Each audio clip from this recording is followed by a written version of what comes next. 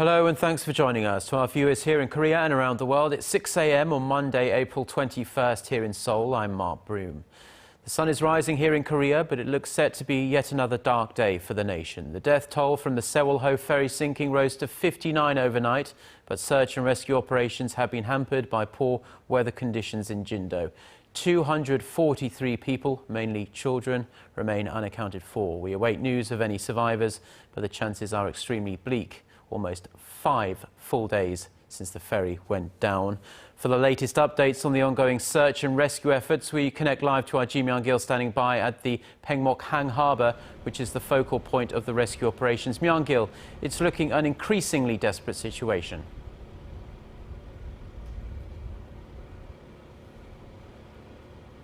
Yes, Mark, as of 6 a.m. Korea time, unfortunately, there has been no news of any survivors. The death toll currently stands at 59, with 243 passengers listed as missing. A rescue team found another body after past midnight Monday in the waters off Jindo-Island near the accident site of the vessel. The body was identified as a female and she was wearing her life jacket at the time she was found. Myung-kil, how have rescue operations been going overnight?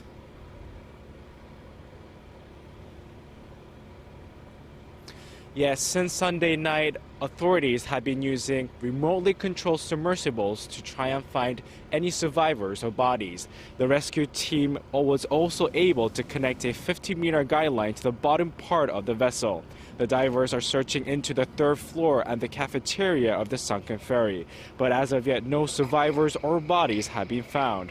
The rescue team plans to dispatch Coast Guards, divers, and more submersibles to speed up efforts. Currently, strong gusts of winds are blowing here at Paengmok-hang harbor. Thank you, Myung-kil. Yes, we can see the very strong winds there. Do keep us updated throughout the day. Now, the parents of the missing are now into the 6th day of waiting for any news of their sons and daughters who are on board that ill-fated ferry. They are growing increasingly angry as details continue to emerge about the sinking and the failing rescue operation. The families have been huddled in a gymnasium near the accident site in Jindo, where our Hwang Ji joins us live. Ji. Mark, some families are already up and getting ready for another day of pain, torment, and unbearable waiting. As you can see behind me, it's relatively calm here, but if you actually come here, you can feel how heavy the air is, how hard it is for families to cope while they wait for the missing children they're waiting for. From time to time, when families confirm a body discovered is their child, howls of horror, cries of grief fill the auditorium. A television screen is showing a list of descriptions of what the discovered bodies look like so the families can identify their missing ones. Anger toward the government is also mounting. They say the rescue efforts are too slow. Rumors are also spreading among the families here about how rescue operations are going, how the bodies are being handled, and more. It seems like there's no trust on the authorities. I had a chance to talk with one of the volunteer workers here, and as he said that trust is in short supply. Chung Jae-woo came here 3 days ago to offer a helping hand for families waiting for their missing loved ones here at the Jindo Auditorium. He says distrust is mounting here.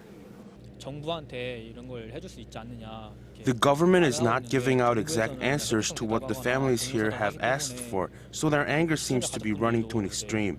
The families don't even trust each other, and there was a fight among them.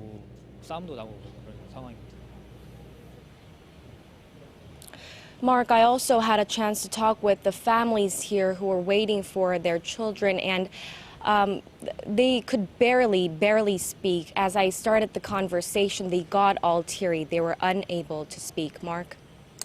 Thank you very much, Ji, for your report there. That was our Hwang Ji reporting from the gymnasium in Jindo, where the families of the missing are waiting. Now, a recording of the ferry's radio distress call released on Sunday shows there was confusion and indecision by the crew. The families of the victims and the missing are demanding to know why and how the crew was able to escape, while the passengers were ordered to stay put in their cabins. Na Hyung-young has the details.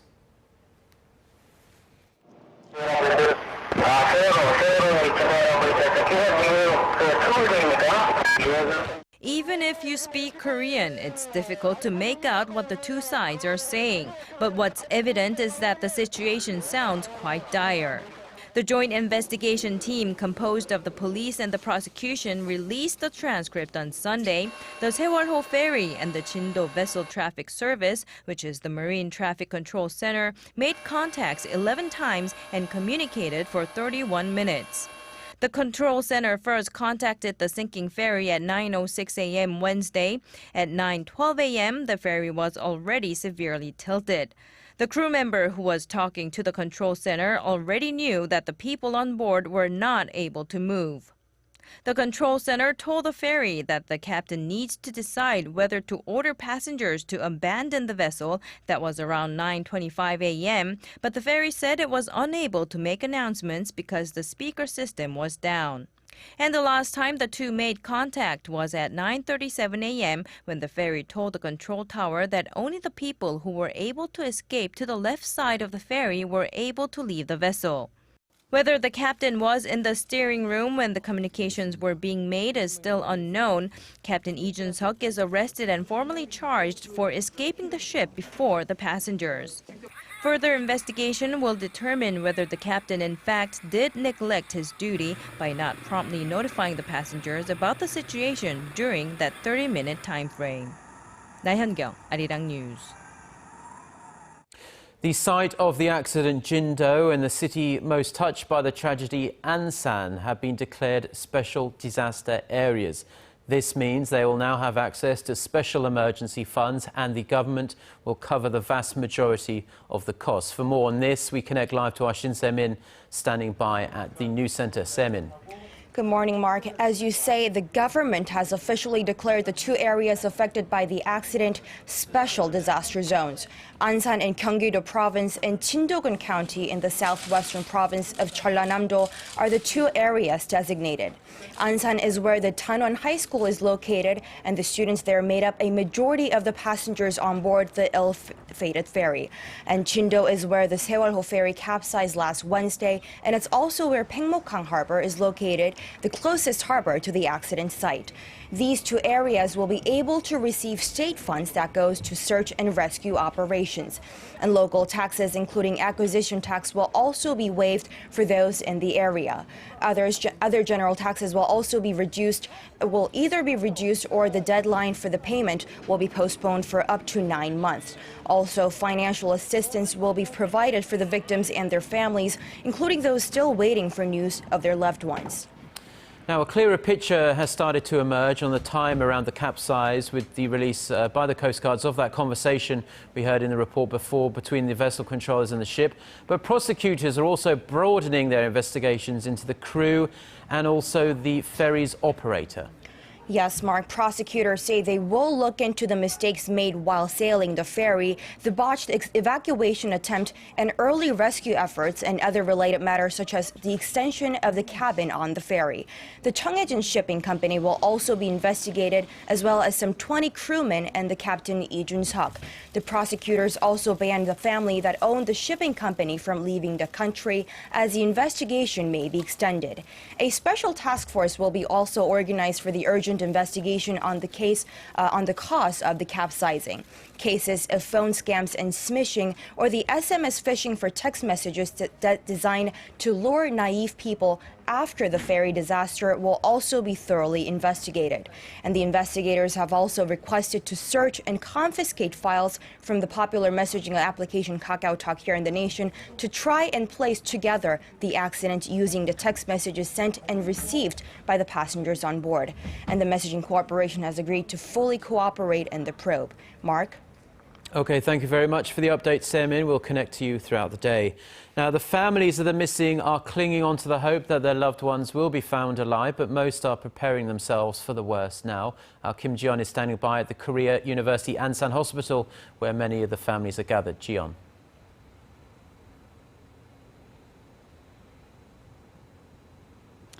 Mark, I'm standing in front of the funeral hall of the Korea University Hospital in the city of Ansan. This is a city where most of the passengers, including more than 300 students, went to school and lived. Bodies are sent from the southern part of the country to this location.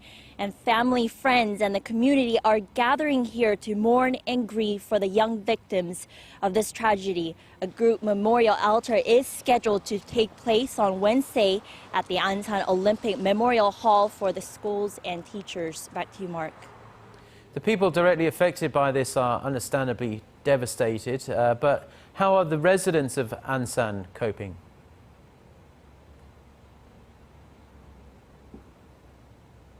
Well, you have to know that the city of Ansan is just located at the outskirts of the capital city of Seoul. It has more than 780,000 people living here, and it's a very vibrant city. It used to be a very tight-knit community where the residents are all very close, and one's friend is an acquaintance of another, a son of a working colleague, a daughter from the community's mom and pop store. Upon news that they're missing, there's been a hushed silence lingering in the air for several days now as the whole city mourns for the dead. More than 10 events that were scheduled normally at this time of the year has been canceled or postponed indefinitely. The warmth of the spring is not here in the city of Ansan. Mark. Yes, it certainly appears that way. Thank you very much, Jion, and our thoughts go out to everyone in Ansan touched by this tragedy.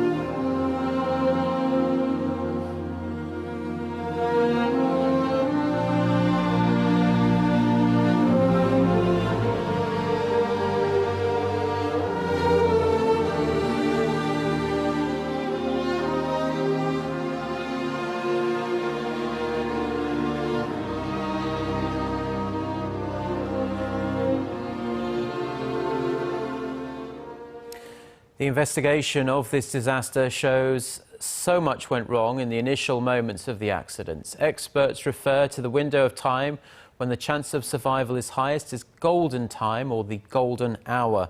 But for many on board the Sewol-ho ferry, that time came and went as help was waiting right outside. Kim Sung-hyun reports. The first 30 minutes to an hour after a disastrous accident is called the golden time.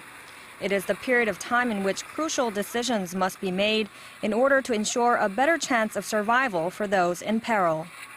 As more information comes out about the ill-fated Sewol-ho ferry and the events directly after its accident, the more it seems that those in charge, that those responsible for making sure everyone on board were safe, were derelict in their duties. The message says, please contact the maritime police. The ship is in danger and it is listing. It was made at 8:55 a.m. Wednesday from the now sunken ferry. It was the first and the only call for help. 3 minutes later, the police report an official distress situation of the ferry, and 2 minutes after that, at 9 a.m., an announcement tells passengers to stay where they are inside the ferry. Half an hour later, 100 or so naval and civilian ships descend on the ferry's location to help with the unfolding crisis. The first rescue helicopter arrives at the scene at around 9:40 a.m., and the rescue team is dispatched. But passengers in the Sewol-ho ferry were told to stay put inside their cabins. At 10:25 a.m., the passenger ferry has listed over 90 degrees, and within an hour, it has completely capsized. In the critical time directly after the ferry encountered trouble, the captain and crew hesitated to deploy lifeboats. If they had stayed on board to save those they were responsible for, this might very well be a different story today, a story of survival instead of monumental tragedy. Kim Sung-hyun, Arirang News. During the rescue operations over the past few days, many on the scene had hoped to use underwater vehicles to help locate victims of the Sewol-ho disaster, especially when divers themselves couldn't go into the water. But strong tidal currents and limited visibility have made that very difficult. Park Ji-won tells us what technology is being used in the search and rescue efforts. This is a remotely operated underwater vehicle called the Hemire, developed by the Korea Institute of Ocean Science and Technology. This unmanned vehicle can dive up to 6,000 meters to the bottom in the sea and move at a speed of about 2.8 kilometers per hour. This multifunctional deep submergence vehicle is equipped with robotic arms, a diverse set of measuring instruments, and an underwater camera. Some question whether this state-of-the-art unmanned underwater vehicle can provide any help in the ongoing rescue operations of the Sewol-ho ferry. However, experts say the vehicle was developed for the purpose of deep-sea exploration, where currents are not very strong. The tidal current speeds near the Sewol accident site are about 8 kilometers per hour. The propulsion of the underwater vehicle needs to be at least twice that. Another piece of equipment that could help is this so-called diving bell, which provides an air pocket where divers can breathe. Deployed near divers, it can lengthen the amount of time they can stay underwater. Divers now have to wait for the currents to stop because strong tidal currents have been hampering their operations. This can be a shelter for divers, and divers can continue dives for 20 hours. The establishment of systemic technology support by revamping remotely controlled submergence vehicles and innovative diving technology is ever the more urgent to save lives during maritime disasters. Park Ji-won, Arirang News. Now, when it comes to the bodies that are recovered, a series of identification procedures are instituted to ensure accuracy. But with so many grieving families waiting for news, medical staff have begun collecting DNA samples from the families of the missing to help speed up the process, Kim Min-ji reports. When bodies are recovered, the first procedure is to check the personal belongings of the victim and their physical appearance, such as their height. If the body is able to be identified, the family is contacted so they can confirm with their own eyes. If the body cannot be identified, the body is sent to a nearby hospital for examination, which includes taking DNA samples and fingerprint identification.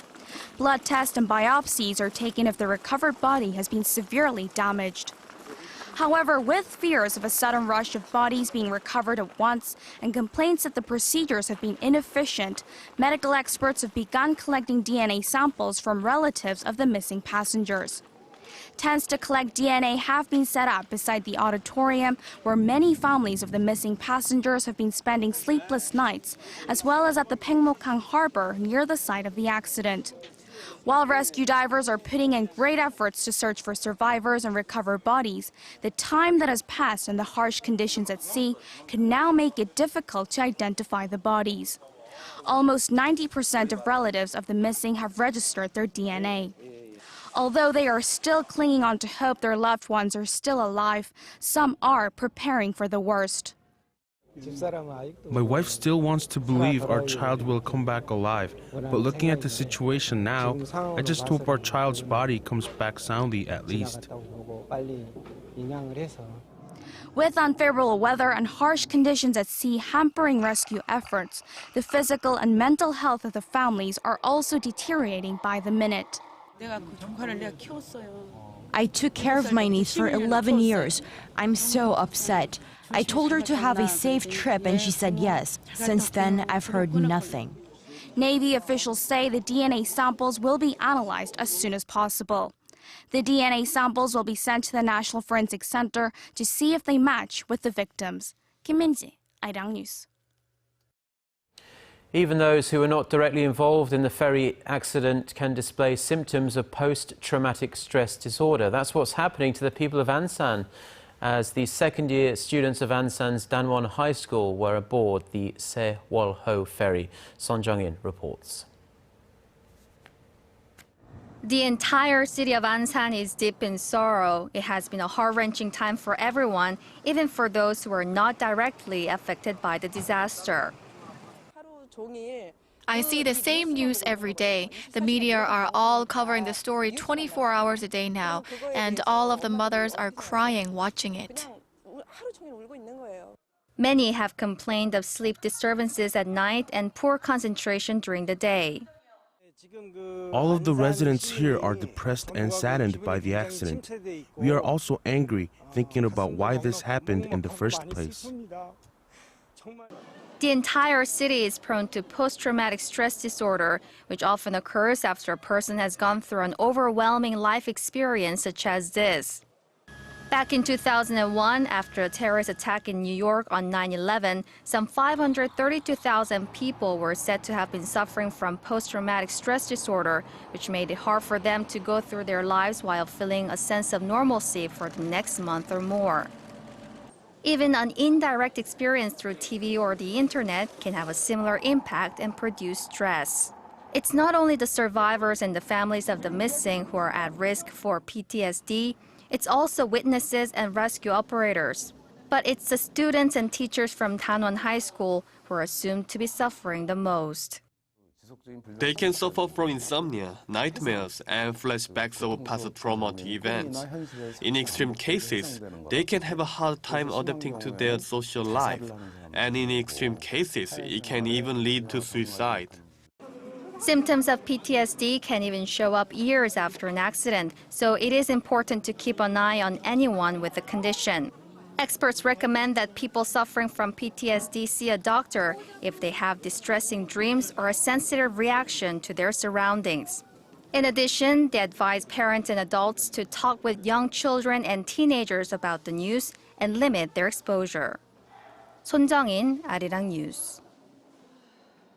Thoughts and prayers are not only coming from Korea. The hope for a miracle knows no borders. Messages of support are pouring in from all around the world. Our Song Ji-son reports. Please join me in praying for the victims of the ferry disaster in Korea and their families. This is what Pope Francis posted on his Twitter account this weekend. The Pope is due to visit Korea in August, becoming the first head of the Catholic Church to make the trip in 25 years.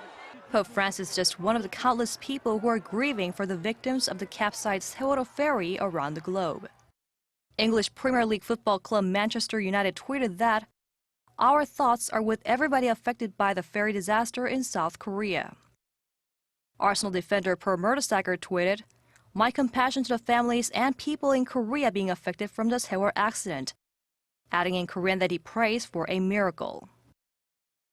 Ahead of her Korea tour next week, British singer Connie Talbot tweeted, "She's leaving for Korea at such a sad time," and said profits from the concert will be directed towards the ferry accident. Over in the Thai capital Bangkok at a prayer event hosted by Nation TV, citizens flagged banners and signs with words of condolences and support for the Korean victims. On the other side of the globe, in downtown Boston, Korean students from Harvard University, the Massachusetts Institute of Technology, and Boston University prayed for the safe rescue of all that were aboard the Seoul ferry. Song Ji-son, Arirang News. I'm Lee Ji-hyun with a check on the weather conditions this Monday in Jindo and around the country. The weather conditions over in Jindo is looking much better today. The winds and waves have died down compared to yesterday. And unlike the other mornings, there will not be any morning fog and skies will remain mostly sunny in the morning hours. Then more clouds should move into the Jindo area in the afternoon and temperatures should be similar to yesterday. Now the current has gotten weaker compared to last few days, and these certain times of the day will decrease the speed of flow. One is coming up shortly at 7:19 a.m. and next is 1:09 and 6:40 p.m. And as for the other parts of the country, morning lows are starting in the low teens and expect to see 2 to 6 degrees warmer afternoon highs compared to yesterday under mostly sunny skies. Well, that's all for now, and I'll be back with more updates after 9. Thank you, Jian, and those are the stories we have for you at this hour. A special edition of Korea Today is coming up in about half an hour's time, and our news team will be continuing our comprehensive coverage on the ongoing search and rescue efforts throughout the day. Goodbye.